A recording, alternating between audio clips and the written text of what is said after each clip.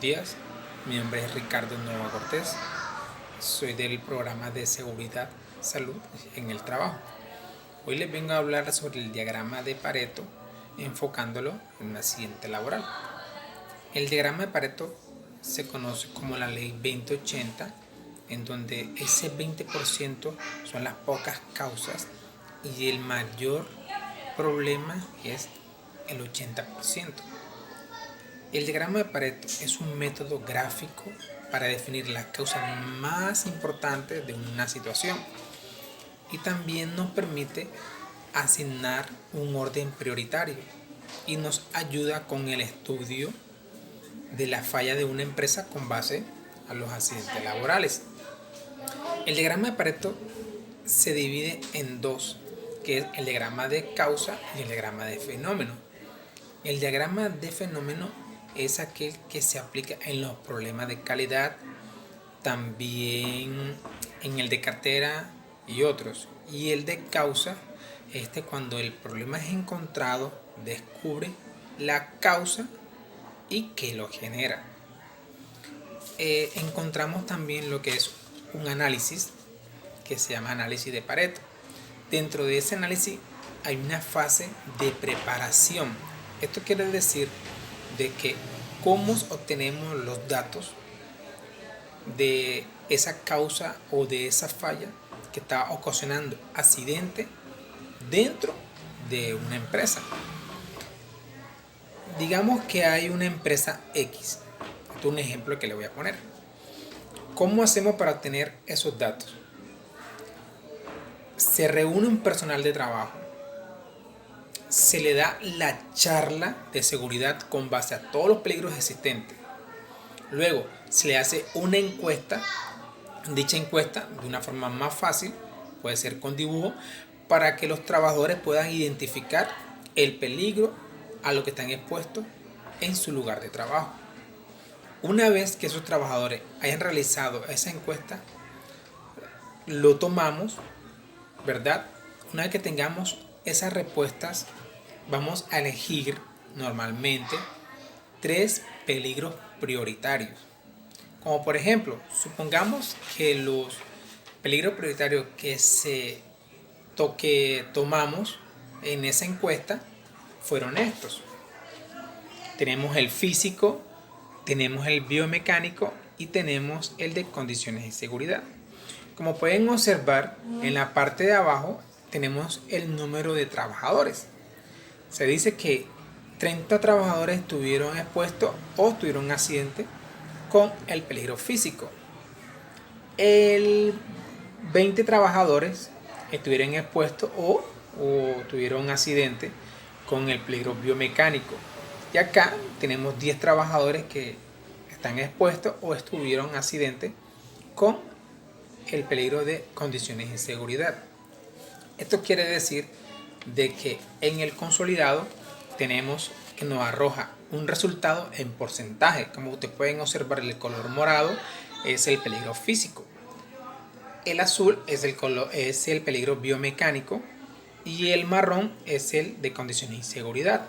Tenemos 50% peligro físico, 33% el peligro biomecánico y 17% el de condiciones de seguridad.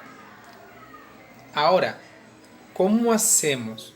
Esto quiere decir de que tenemos que buscar una medida lo más pronto posible para disminuir o minimizar esos accidentes que se están presentando en esa dicha empresa. Normalmente, como ustedes ven aquí, estamos en estos momentos aquí.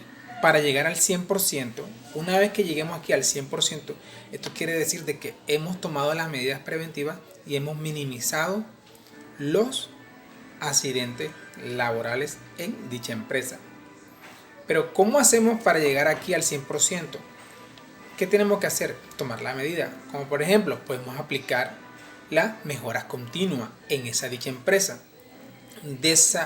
Dentro de esa mejora continua podemos aplicar el ciclo PHVA, que es planificar, hacer, verificar y actuar.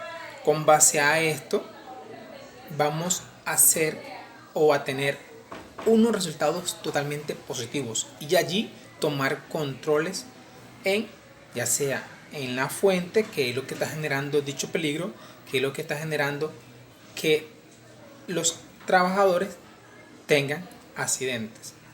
Vamos a tomar controles tanto en los trabajadores y en la fuente para poder llegar al 100% y así disminuir o minimizar los accidentes de peligro en dicha empresa. Esto es todo. Bueno, muchas gracias. Hola, buenos días. Mi nombre es Tatiana Pérez. En el día de hoy vamos a ver cómo hacemos un diagrama de dispersión o nubes de puntos.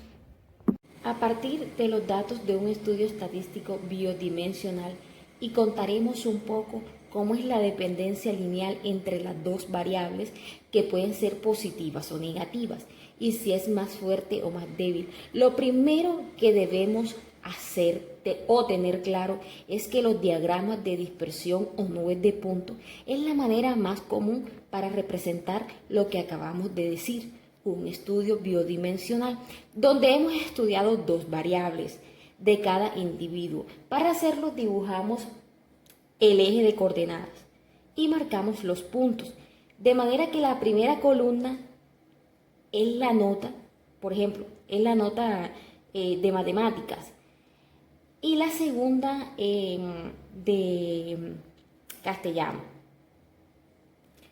Por lo tanto, aquí nos indica